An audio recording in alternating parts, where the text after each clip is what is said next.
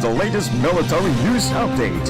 This is AFP Community News, hosted by Rob Susan every 12 noon, Mondays to Fridays. Only here on DWDD Armed Forces Radio. One AFP for a stronger Philippines.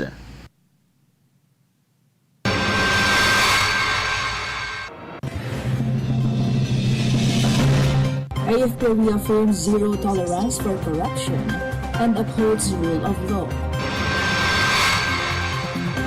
Troops says NPA armed cache in Quezon after civilian tip. Natural gas discovered at Malampaya East 1. DWDD extends 11 million pesos in humanitarian assistance to families affected by ADA.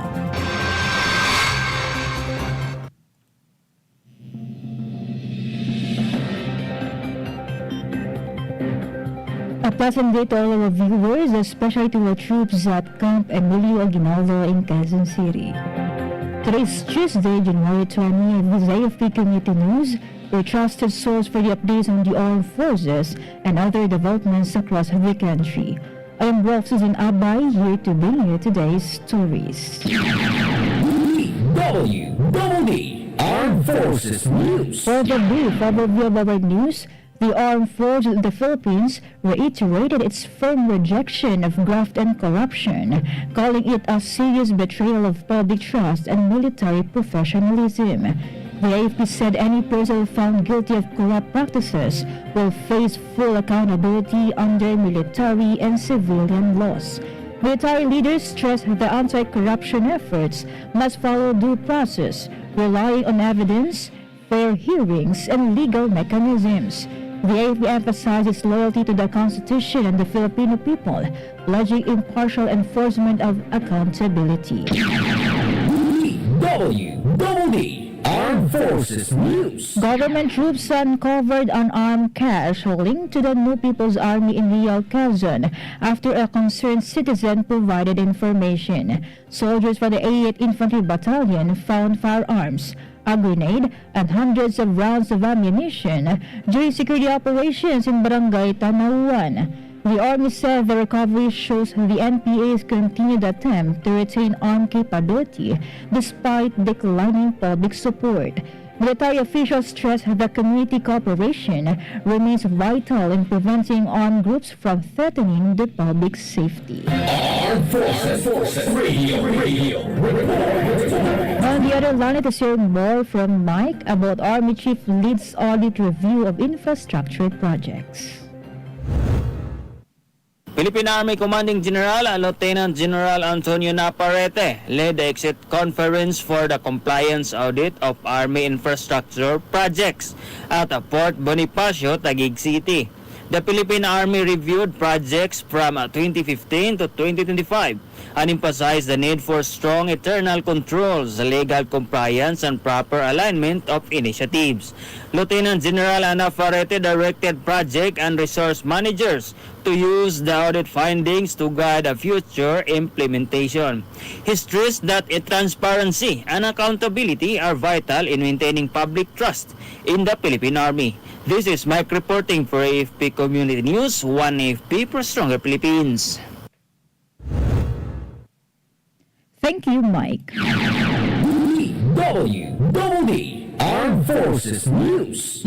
Meanwhile, the 17th Infantry Battalion, working with police units, community defense forces, and local residents, uncovered an enemy armed cache in Santa Teresita, Cagayan. Troops recovered rifle grenades, improvised pistols, ammunition, and a bandolier during the joint operation at Sitio Naganakan, Barangay Aridawin.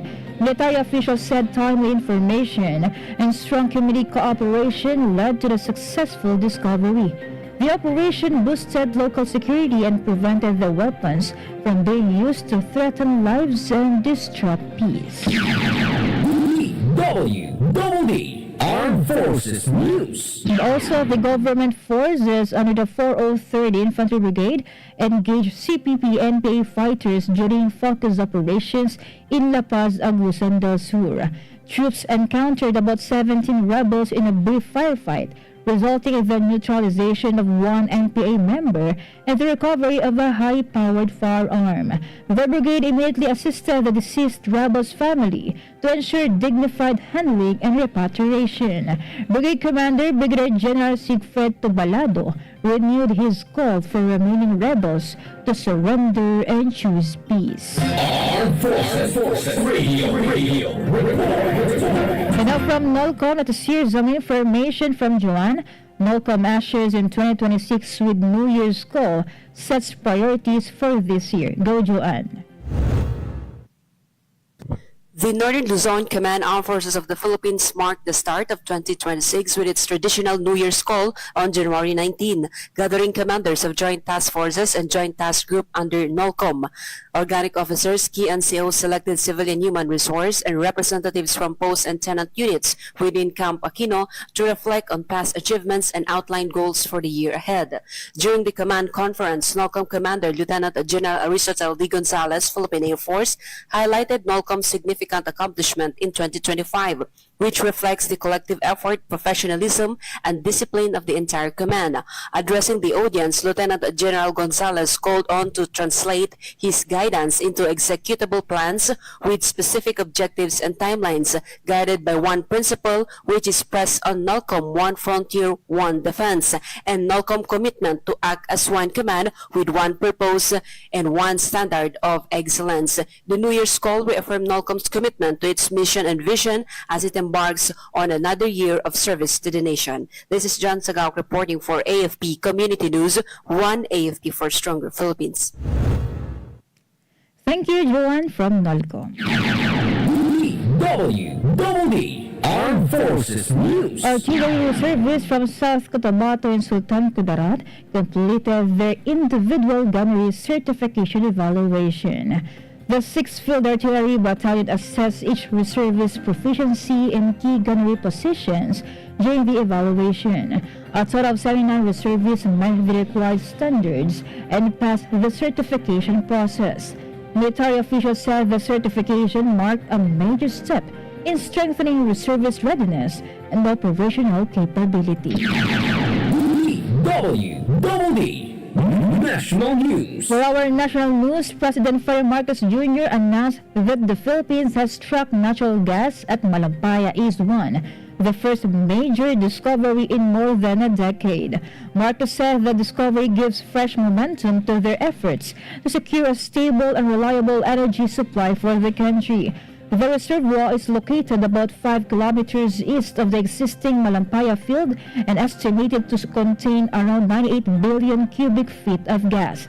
The chief executive said this is equivalent to almost 14 billion kilowatt hours of electricity per year that could supply electricity to more than 5.7 million households and 9,500 buildings, or almost 200,000 schools. Armed Forces Radio. Let us hear more from Joy of First CRG about people's organizations, complete registration and orientation to Dollar Region 2 in Cagayan. Yes, Rolf, a joint orientation and registration activity for people's organizations was successfully conducted at the 17th Infantry Battalion Headquarters in Barangay Bangag, Lalo, Cagayan. The activity aimed to strengthen community organizations by guiding them on registration processes, organizational standards, and access to government programs.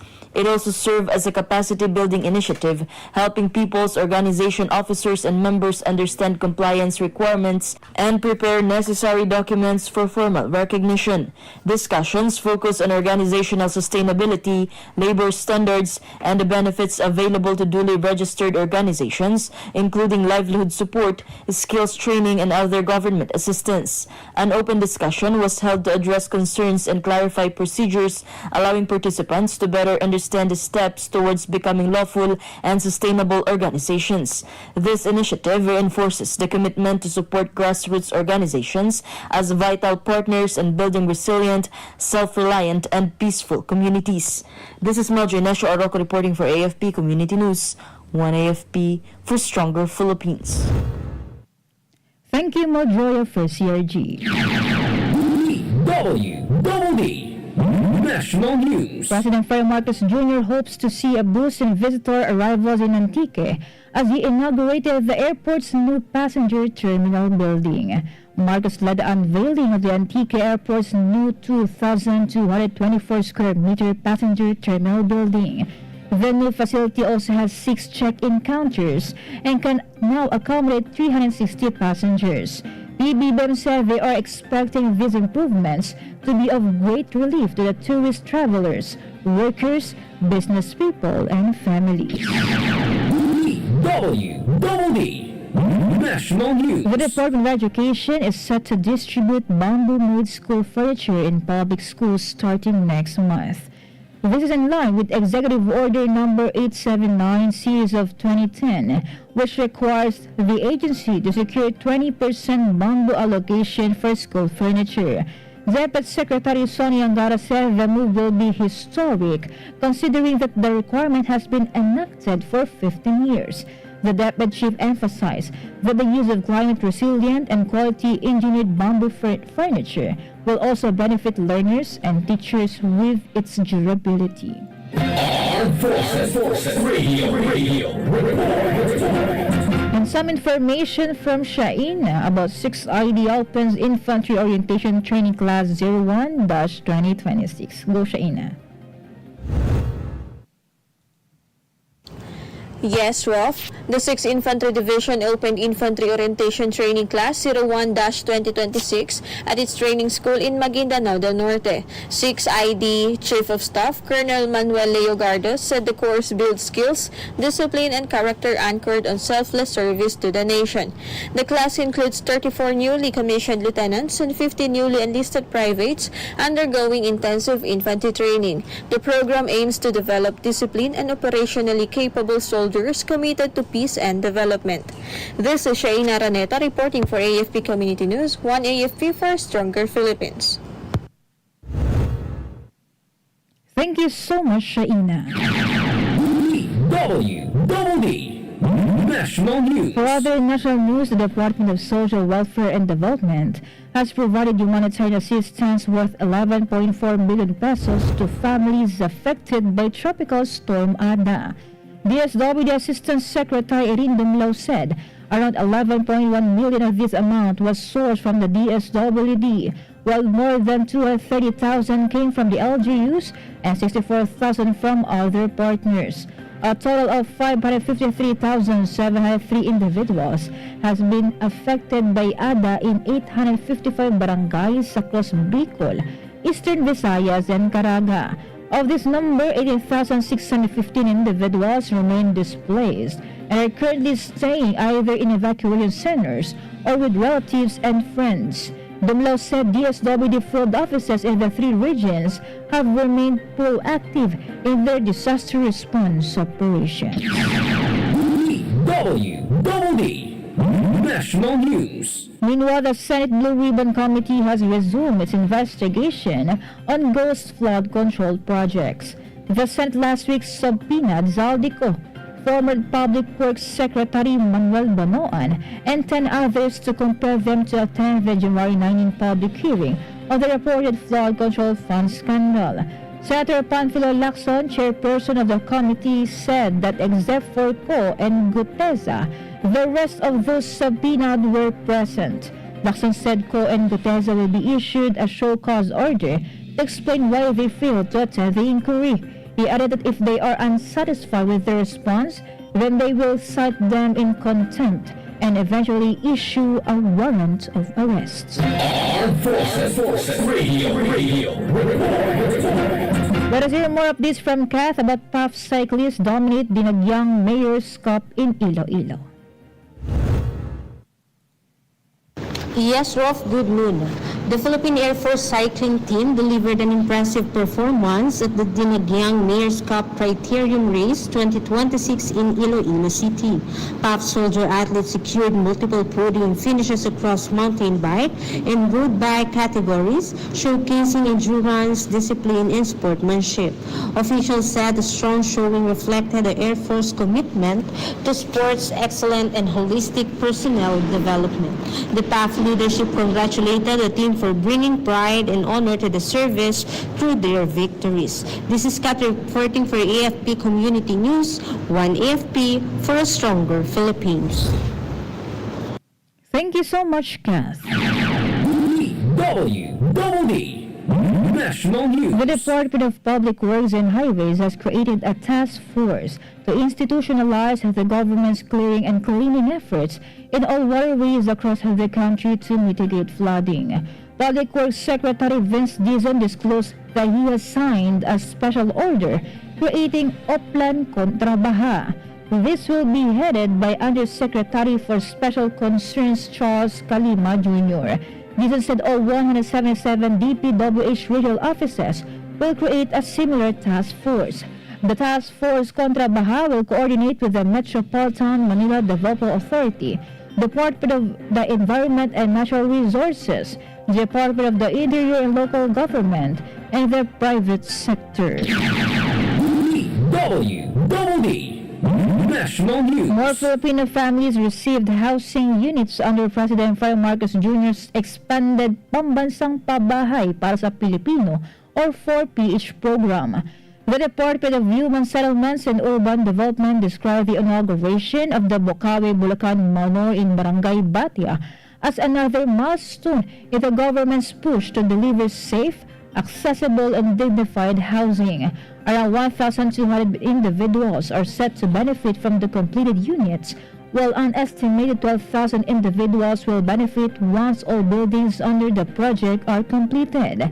Developed as a modern condominium-style community, Bocaue Bulacan Manor will feature 11 mid-rise residential buildings with more than 4,000 housing units. Armed Forces Radio. From our report on the ground, let's hear the report of AMI about AFP acts on COA findings, tightens financial controls. The Armed Forces of the Philippines reaffirmed its commitment to transparency and accountability as it addressed Commission on Audit findings on unliquidated cash advances and unauthorized bank accounts. The AFP implemented corrective measures including salary withholding, demand letters, and legal actions to recover public funds and enforce accountability. It also closed and regularized unauthorized bank accounts to comply with government financial policies. Military officials said that the AFP continues to strengthen internal controls to prevent recurrence and uphold good governance. This is Ami reporting for AFP Community News, One AFP for Stronger Philippines. Thank you, Ami. DWDD National On the other News. hand, there was no major untoward incident reported during the observance of the Santo Niño de Tondo feast, which drew more than 7,500 devotees. Philippine National Police Acting PNP Chief Lieutenant General Jose Melencio Nartates Jr. said that overall the security assessment was peaceful and well managed. Nartates attributed this to early preparations, coordination among agency stakeholders, and good security implementation on the ground. He noted that early planning, police presence, and crowd control measures help ensure the safety and convenience of devotees throughout the religious activity. DWDD National News. Malacanang said the impeachment complaint was filed against President Fire Marcos Jr. is baseless, stressing that the president's actions have been in accordance with the law and the Constitution. Palace Press Officer Claire Castro said the palace has yet to receive a copy of the complaint, limiting its ability to comment in detail. However, she noted that the issues raised in the complaint are not new. The palace official also stressed that the president always acts within legal bounds. Armed Forces Radio. From Gina, updates about Philippine Army completes new assessment program for future battalion commanders. Yes, RAF, the Philippine Army concluded its 5-day 2026 pre-command evaluation and assessment program for 92 senior officers at Camp Serviliano Aquino in Tarlac City. The program assessed candidates on leadership competencies, command philosophy, self-awareness, and operational planning under a more rigorous evaluation system. Army Commanding General Lieutenant General Antonio Navarrete said the initiative marked a shift from seminar-based training to an intensive assessment aligned with the Be No Do leadership framework. He stressed that future commanders must be strategic thinkers who uphold high ethical standards in complex and evolving security environments. This is Gina reporting for AFP Community News, 1 AFP for Stronger Philippines. Thank you, Gina. DWDD National News. The Philippine National Police is validating reports on the alleged whereabouts of business tycoon Charlie Atong Ang, whose arrest has been ordered by a court in connection with the case of missing sabongeros or cockfighting enthusiasts. The Department of the Interior and local government last week offered a 10 million peso reward for anyone who can provide information that could lead to Ang's arrest. Criminal Investigation and Detection Group spokesperson Major Helen de la Cruz said some gave information, but they're still validating through the Intelligence Division. De la Cruz said only those who provided verified information that would lead to the capture of Ang be given the reward. She added that the identities of the tipsters will remain confidential. DWDD Armed Forces News. That concludes today's broadcast, and thank you for your continued support, particularly to our viewers on AFP Radio, the DWDD's official Facebook page. Join us again tomorrow for more stories and updates, same time and same station. Once again, this is Ralph Susan Abay for AFP Community News, 1 AFP for Stronger Philippines. Behold the latest military news update. This is AFP Community News, hosted by Rob Susan every 12 noon, Mondays to Fridays. Only here on DWDD Armed Forces Radio. 1 AFP for a Stronger Philippines. Kayo ay nakatutok sa DWDD AFP Radio. Kami po ay kasapi ng KBP, Kapisanan ng mga Broadcaster ng Pilipinas.